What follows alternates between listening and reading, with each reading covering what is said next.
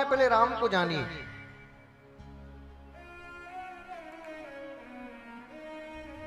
जो योगियों के हृदय में वास करता है वो है राम।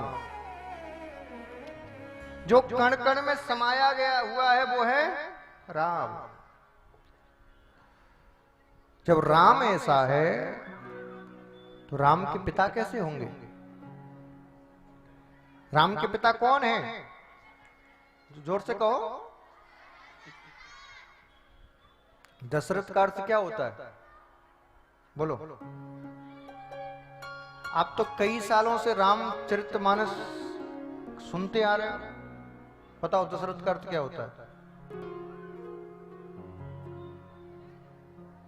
इस कथा का तत्व क्या है सुनिए जरा। इसीलिए तो मैं कहता हूं हर व्यक्ति से कथा भी मत सुना करो। कहानी सुन के क्या करोगे जब तक उसका तत्व नहीं पता हो? मनोरंजन के लिए कथा मत सुनो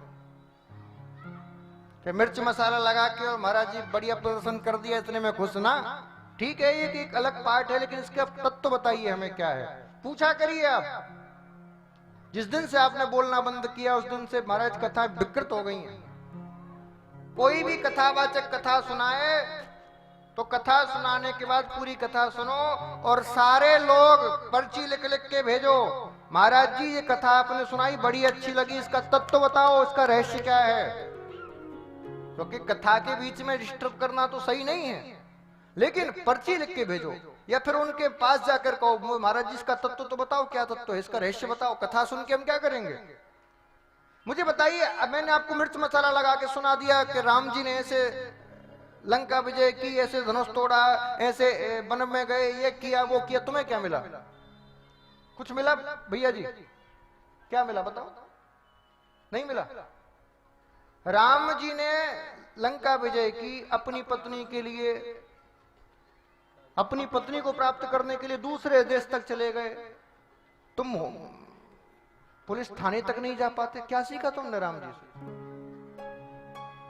तुम्हारी पत्नी रूठ जाए तुम ससुराल तक मनाने नहीं जा पाते और तुम कहते हो हम राम जी के चेला है। राम जी अपनी पत्नी को लेने दूसरे नगर चले गए, दूसरे देश चले गए, समुद्र पार, और तुम अपने ससुराल नहीं जा पा रहे और फिर कहते हो हम राम कथा के प्रेमी हैं। तुम नहीं हो कू से कथा के प्रेमी।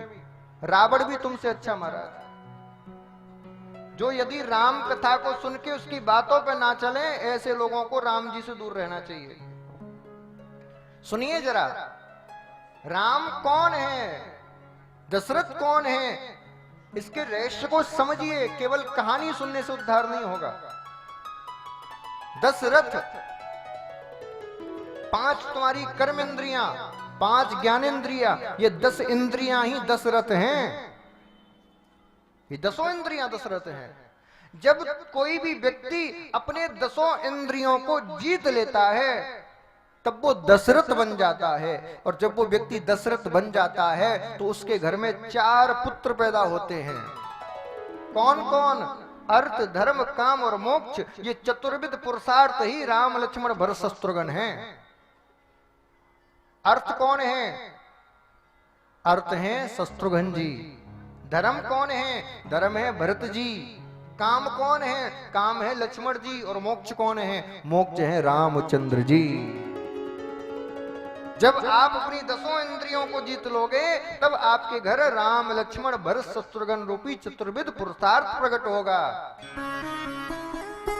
ये कथाएं बाहर की नहीं है, अंदर की हैं।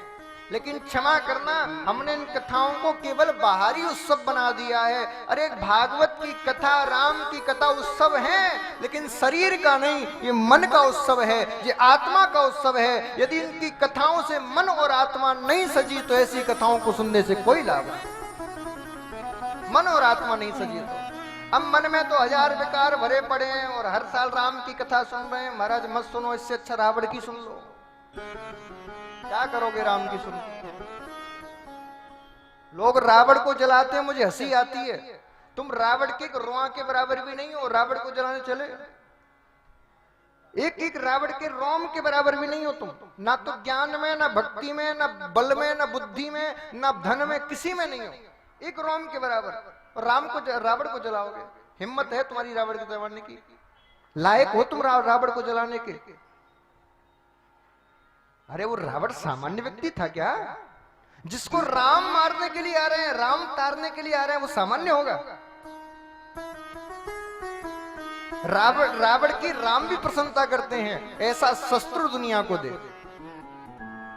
राम प्रसन्नता जिसकी कर रहे हैं, अंतिम समय में जिससे उपदेश लेने के लिए स्वयं अपने छोटे भाई लक्ष्मण को भेजा, जाओ दुनिया का सबसे बड़ा बुद्धिजीवी, सबसे बड़ा ज्ञानी व्यक्ति शरीर त्याग रहा है, इससे ज्ञान लेकर आओ। क्या वो रावण सामान्य होगा?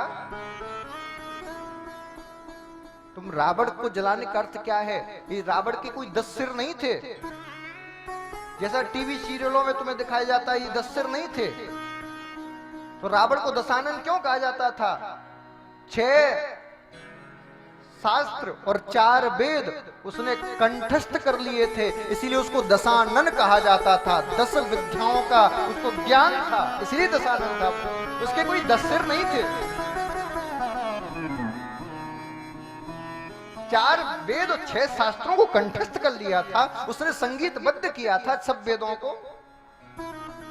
ऐसी बीना बजाता था कि महाराज देवता भी कंफ्यूज हो जाते थे कि कौन सा राग, कौन सी ताल बजा रहा है। शिव जो संगीत के जनक हैं, शिव से संगीत उत्पन्न हुआ है, वो शिव भी गौर से सुनते थे, मेरा चेला क्या गा रहा है, क्या बजा रहा है, वाह बेटा वाह। उस रावण को जलाओगे तुम, जिसकी शिव बड़ाई करते हैं कि कोई भक्त हुआ है तो मेरा रावण, और तो सब वैसे ही है। यदि रावण को जलाना चाहते हो तो रावण की 10 बुराइयों को जलाओ जो तुम्हारे प्रत्येक के घर में बैठी हैं, तुम्हारे प्रत्येक के दिल और दिमाग में बैठी हैं। काम, क्रोध, लोभ, मोह, ईर्ष्या, द्वेष, ये रावण की बुराई है, इनको जलाओ। लेकिन बुराई तो जलती नहीं, पॉल्यूशन और फैला देते हैं।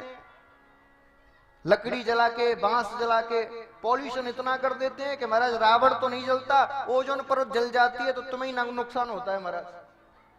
रावण नहीं जलता, ओजोन परत का नाश होता है तुम्हारे रावण से। अंदर का रावण जलाना है, बाहर का पुतला रावण नहीं जलाना। समझ में आ रही है बात? सनातनियों सुधर जाओ, मैं तुम्हें जगाने के लिए आ रहा हूं, और हर साल तुम वही सुन के वही करते रहे तो क्षमा करना, फिर मुझे मत बुलाना कथा कराने के लिए। मैं आज इस व्यासपीठ पर बैठ के जितने आप लोग सुन रहे हो और जितने YouTube के माध्यम से लोग सुन रहे हैं, सबसे कह रहा हूं, हमें कथा कराने के लिए वही बुलाए जो सुधरने के लिए तैयार हो, जो सुधरने के लिए तैयार हो। क्षमा करना, हाथ जोड़ के कह रहा हूं, मुझे कथा कराने के लिए मत बुलाना।